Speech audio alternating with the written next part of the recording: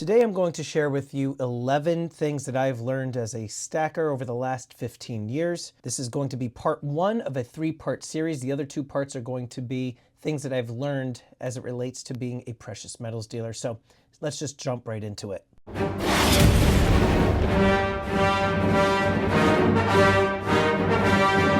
How's it going, everybody? Thanks so much for tuning in to Empire Precious Metals. I haven't done one of these hands and coins videos in quite some time. I've just been extremely busy over the last 6 months. That being said, I wanted to just talk about some of the different things that I have learned as a stacker, because as I've been gathering up all the different things within the studio and office, got me to thinking of all the different collectibles and things that I was holding on to, and I wanted to share with you some of my thoughts. So the first thing I would say, and this is really going to be for new stackers, is when you are getting into stacking, you really want to start with a budget. A lot of people that get into stacking, especially more recently when we've seen gold hitting all-time highs, people have come to me and asked me, what should they buy, how much should they spend, etc. And I always tell people, make sure that you have a budget, a consistent budget. And when it comes to actually starting, I would say that you want to really begin at least $1,000. Now, I know that that could be rather difficult for a lot of people.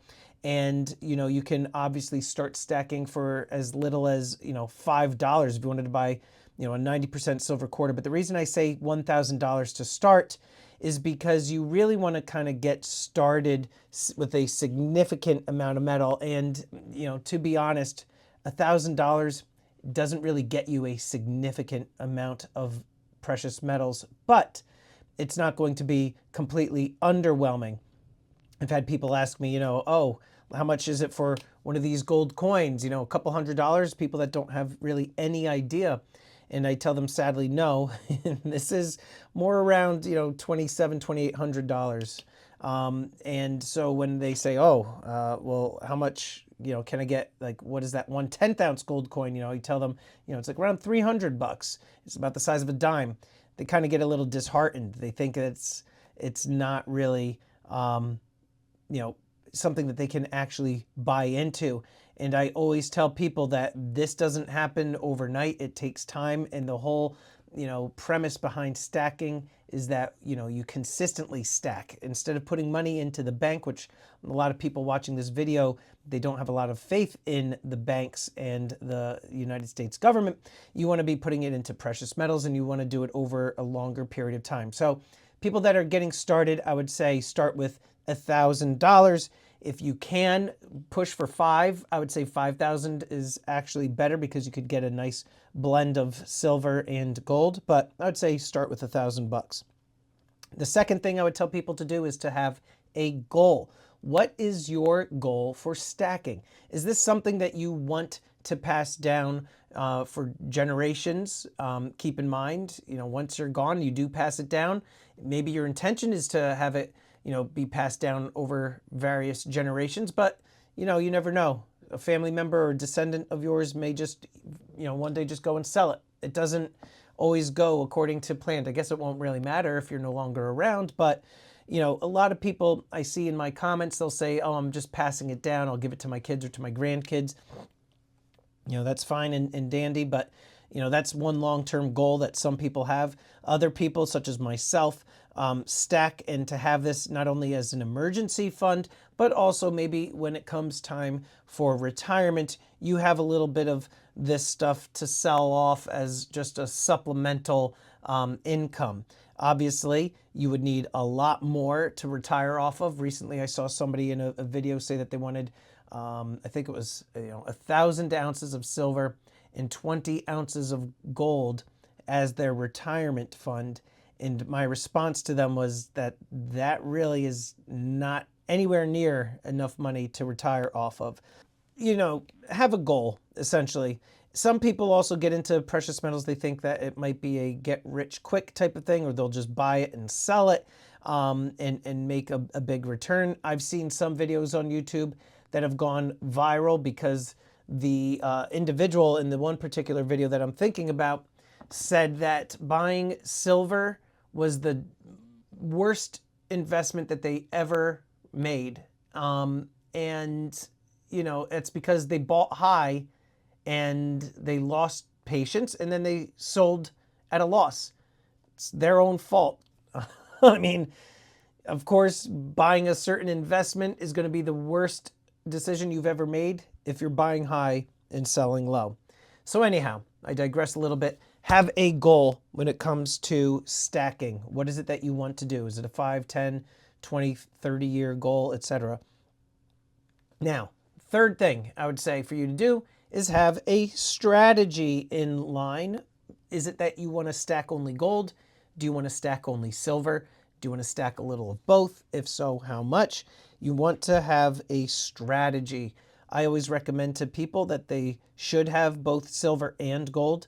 You'll find that your stack is going to shift as time passes and your interests are going to shift and your strategies, etc. But you want to start off with some sort of strategy. Do you want to buy 90% of your stack? Do you want it to be silver, the other 10% gold? Do you want to do 50-50? You got to really kind of think about what it is that you want to do and what fits best for you. Fourth thing I would say for people to do is to go slow. When I say go slow, again, it's a slow and steady wins the race type of game here, folks. You don't want to just back the truck up, dump a lot of money all at once into precious metals, and then set it and forget it. You want to buy some precious metals, and then maybe a couple months later, buy a little bit more. A month or two later, buy a little bit more. Maybe a couple weeks after that, buy a little bit more. You want to steadily accumulate, because what's going to happen is the prices of precious metals are going to fluctuate, sometimes greatly. This year we saw that gold had hit all-time highs, and silver, kind of has dropped a little bit. Now it's starting to come back up. But you want to be able to essentially dollar cost average and buy steadily, because then those ups and downs aren't going to be as painful. Whereas other people I have seen, they've just gone straight out, bought a ton of gold all at once or silver, and then maybe only a year or two later they are looking to sell because it's not doing what they want it to do. And so slow and steady wins the race. The fifth thing I would say is to have some cash on hand at all times for buying opportunities. Sometimes you will see a dip or a prolonged dip in silver and gold, and those would be some buying opportunities. Now, you'll see a lot of people on social media, they'll post, gold drops $40 in a day or $50 in a day, or maybe silver drops $1 or 80 cents or what have you, and they say, are you buying the dip? And you'll see a lot of online retailers do the same. And I've always argued that those quote-unquote dips aren't real dips until they are sustained for a long period of time. Because often what happens is you'll see these precious metals prices, they'll drop, but a lot of the online retailers, they won't necessarily adjust their pricing to really follow those dips. So it's a lot of the times marketing and hype from some of the social media personalities. So I would make sure, though, that you do have some money on hand, ready to go, because there will be opportunities for you to buy something or a particular deal, or maybe somebody is trying to sell a particular tube of silver eagles or gold eagle, whatever the case may be, but you want to have some money on hand, ready to go. That way you can act and buy something strategically that is in your benefit. The sixth thing I would say for you to do is to diversify. I've said before, silver and gold, I think people should have a little bit of both. And within owning silver and gold, there are so many various types of silver and gold that you can own that all have a different purpose. You can buy junk silver, which is 90% silver dimes, quarters, and half dollars from 1964 and older. The metal content is 90% silver of those coins, so they have a higher value, but they're generally cheaper to acquire. Silver bullion bars, those you could get cheaper. The heavier the bar, the less you're going to pay a premium. It's like volume discount pricing. And then you can also, get collectible coins. A lot of the stuff that I dabble in tend to be more collectible. So some of the coins that you see down here are considered more semi-numismatic or collectible. This coin here, the flowing hair, which came out recently, paid quite a bit of money for this thing. This thing, I think, was, what was it, $36.40, $36.50.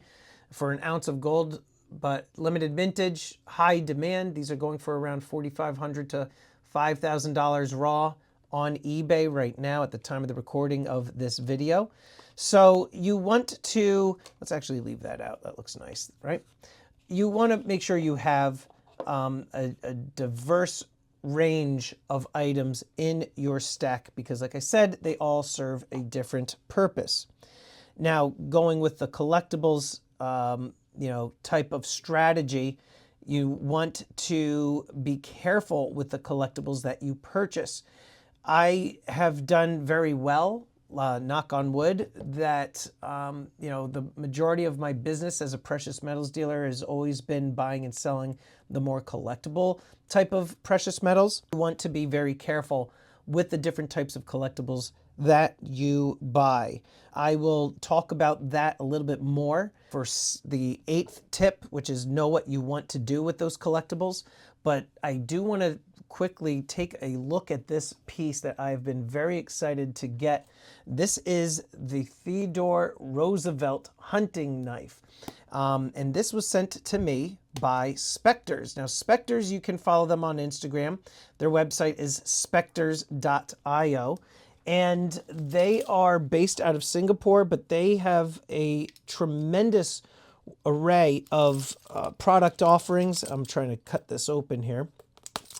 Product offerings on their website, and I highly recommend that you check them out. They have done tremendous work with a lot of their designs. In fact, Spectres and I started talking when I was posting about the 2-ounce revolver that was wildly popular. And Spectres messaged me and said, you know what, we are the designers of that coin. And I was just so impressed. And they continue to just push the bar when it comes to collectibles and what you can actually do with coins. They also have sent me other coins to review. Most recently was the spear, and I sold that on one of my auctions. That was also something that was just truly amazing. Now, I'm not much of a religious individual, so I actually sold that one item as part of the marketing of that review. But this is something that I was excited for because some of you that follow me know that I am a teacher. I have taught middle school history. And so Teddy Roosevelt, this is something that I just think is so cool when I saw this. So again, I just want to thank Spectres for sending this to me.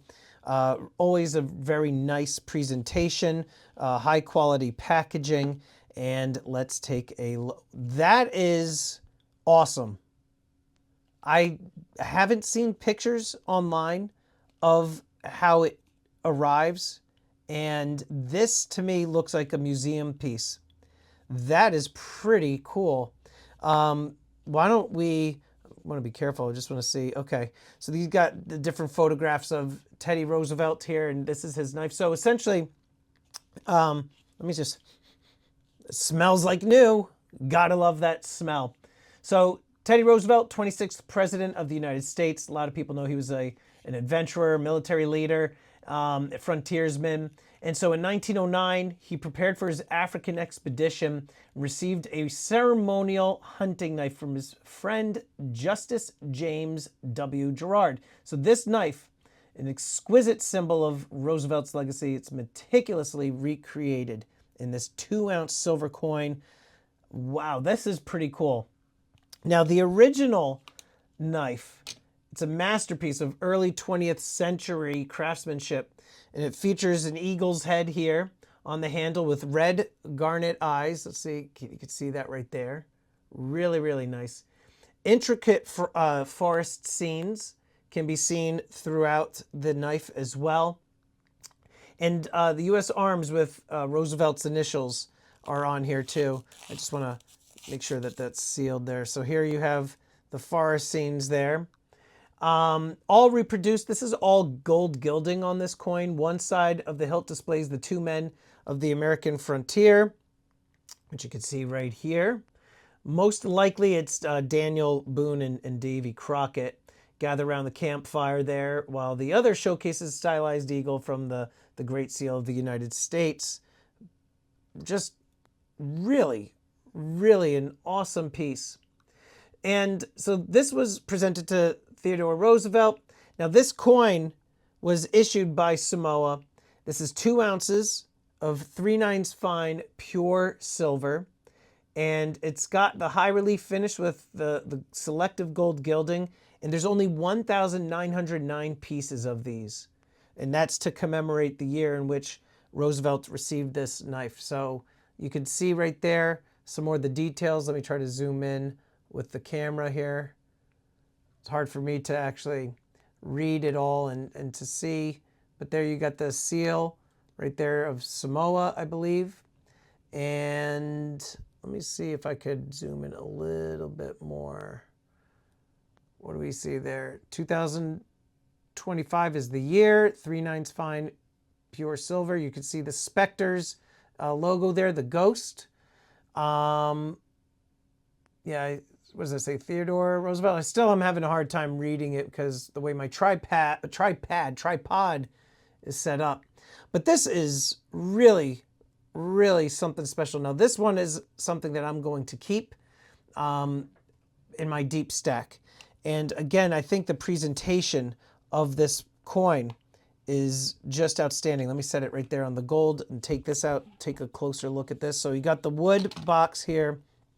Makes for a great desk piece.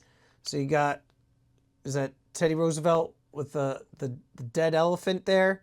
And I can't, what does this say? Is this the number? Let me zoom in. Number 347 of 1,909. All right, so really, really cool.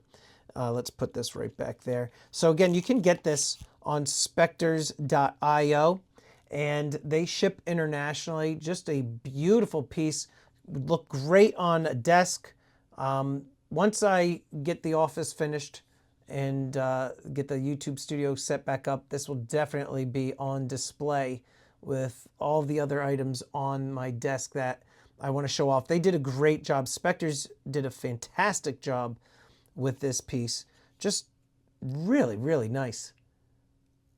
Let me smell that again too. Like, oh, guys, you got to get this just so you can smell that new smell.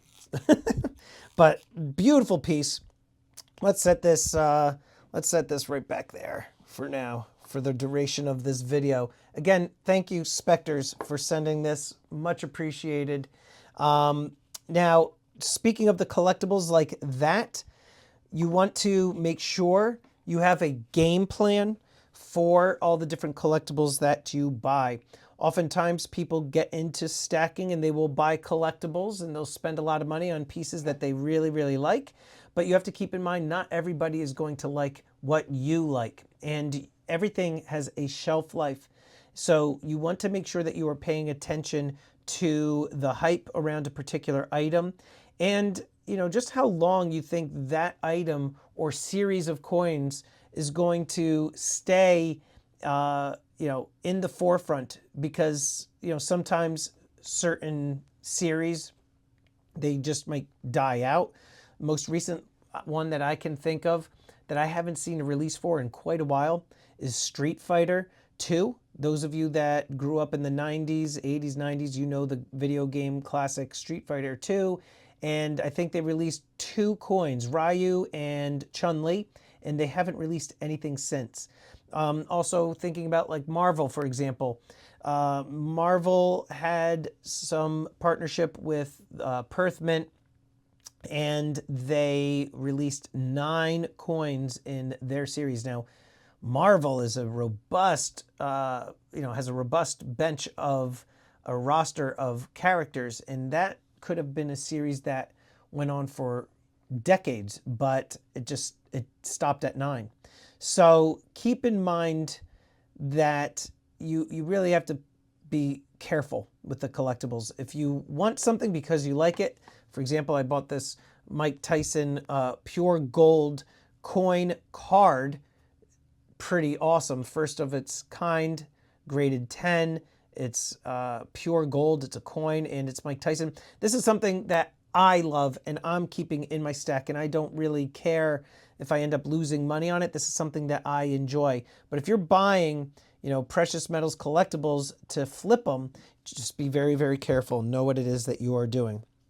Also, I would say tip 10 is don't get overweight with your collectibles. It's actually a mistake that I made where I allowed myself to gather too much of an inventory of collectibles. And it got to the point where I just had so many coins of various items and my customer base wasn't large enough to buy all of those items. I essentially sold all of the items to the people that wanted them, and then I was just stuck with the rest. And so I ended up having to sell those at a loss, which I will talk about in just a few moments. The other thing I would say, tip number 10, is spreadsheets. Keep track of your inventory using spreadsheets, whether it's Excel or Google Sheets. You want to keep track of the certain things that I have found to be very important, such as, obviously, the name of the item, the date that you purchased it, who you purchased it from, how much you paid for this particular item, and if you want to take it one step further, you could do the weight of that particular item, and then you can have your spreadsheet essentially tally the total costs of everything and the weight that you have. That's something that I would recommend that you do, is to keep track of those, of those items in your inventory. And so when I was talking about going back to, don't get overweight with collectibles, tip number 11 is to stick with weight limits and goals that you have, and don't be afraid to purge. So some people say, okay, I'm going to do 500 ounces of silver, 10 ounces of gold. And you may find that you're going well above those goals and you're at 1,500 ounces of silver, 30 ounces of gold. Not a bad problem to have, but can get a little cumbersome. You might get a little too far ahead of yourself. And in those situations, I would say, bring it back to the basics and don't be afraid to sell off some of your stack. Free up some of that money, sell off maybe some of that fractional gold, roll that into bigger pieces of gold, whatever the case may be. But I would say try to stick to those weight limits. And you'll be thanking yourself later on that you did have some discipline. Anyway, let me know in the comments below, what are your thoughts when it comes to stacking, and some of your strategies and tips that you have for people that are not just getting into stacking, but also people who are veterans of this hobby and way of life. Let me know in the comments below, and I'll see you guys on the next one.